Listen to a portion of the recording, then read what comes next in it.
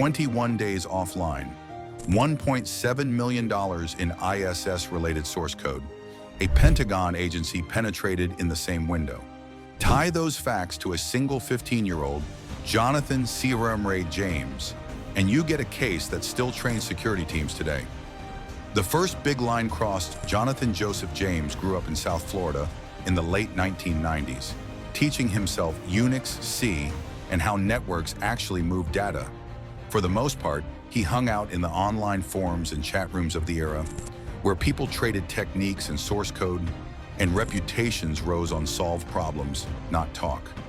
At this age, he wasn't chasing money or clout on TV. All he wanted was access and the satisfaction of making restricted systems do what he asked. That mindset, however, led him straight to crossing a line that would put him on every investigator's radar. In June 1999, over 2 days, he slipped into 13 computers at NASA's Marshall Space Flight Center in Huntsville, Alabama. Once inside, he downloaded proprietary software that NASA valued at about $1.7 million.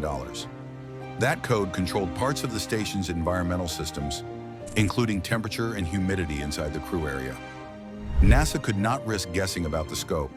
They shut down parts of their systems for 21 days to audit and secure them. That meant delays, contractor hours, and new hardware. NASA later put the direct cleanup cost at roughly $41,000. The number isn't huge compared to government budgets, but it's a lot to spend because of one teenager with an internet connection. Now, if you're thinking about how he got in the first place, let me explain. Back then, perimeter defenses were weaker than they are today. Unpatched servers and flat network designs were common. Jonathan didn't need a 0-day. He might have used public information and standard tools. Once he found an opening, he could have easily escalated access. The Pentagon agency. A few months after NASA, Jonathan went after a Department of Defense agency, the Defense Threat Reduction Agency, or DTRA, whose job is to help reduce threats from nuclear, biological, chemical, conventional, and special weapons. Between August and October 1999, he found a path into DTRA's network through infrastructure in Dulles, Virginia. He installed a backdoor so he could return even if passwords changed. Then he deployed a packet sniffer, or, in simpler words, a software that records network traffic as it flows. That sniffer captured around 3,300 internal emails and a batch of credentials. Investigators later counted 19 usernames and passwords, including 10 tied to military systems. Again, why would a 15-year-old do this? He later said it was about the challenge and the thrill, not money. That explanation lines up with how he acted. There was no attempt to sell data, no instant cash out. The knock on the door, federal agents and agency investigators followed the trail. On January 26, 2000, they raided Jonathan's home in Pinecrest, Florida. On September 21, 2000, Jonathan pleaded guilty to 2 counts of juvenile delinquency tied to the NASA and DTRA intrusions. The sentence took his age into account but was still serious. He received a term of house arrest, probation until he turned 18, a ban on recreational computer use, and required apology letters to NASA and the Department of Defense. Soon after things got tougher, Jonathan violated probation conditions and later tested positive for drug use. As a result, authorities revoked his probation, and he served 6 months in a juvenile detention facility. That made him the first juvenile in the United States to be incarcerated for a cybercrime. Life after the case. After his release, Jonathan's public profile dropped. He stayed in South Florida. Friends and relatives described him as smart, stubborn, and deep into computers, but not eager to turn that into a regular job. He carried the weight of his notoriety and the limits set by a juvenile record.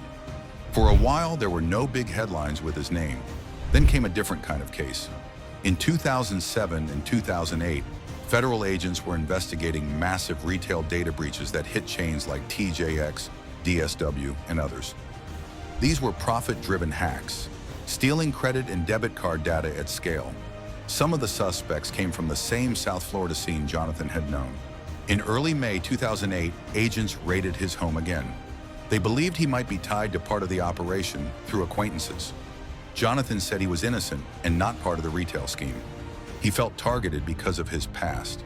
He wrote that, given his history, authorities would find it easy to make him the face of the case. Whether that fear was grounded or not, it consumed him. 10 days after the raid on May 18, 2008, Jonathan died by suicide at home.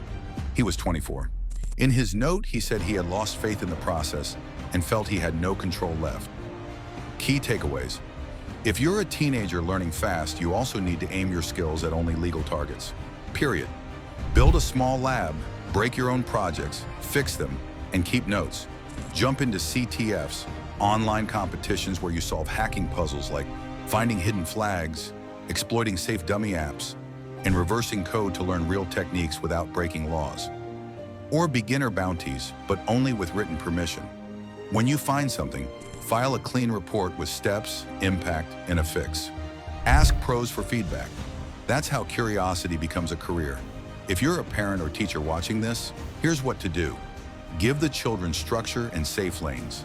Point them to sandboxes and CTFS, set simple goals, and explain authorization in plain language. Make sure to also watch Sleep in Isolation and plug them into mentors and routines. Talent grows fast when it's guided. If this helped, like the video, subscribe to the channel and hit the bell icon. Also, make sure to comment on your biggest takeaway from the Jonathan James case and tell me what to cover next.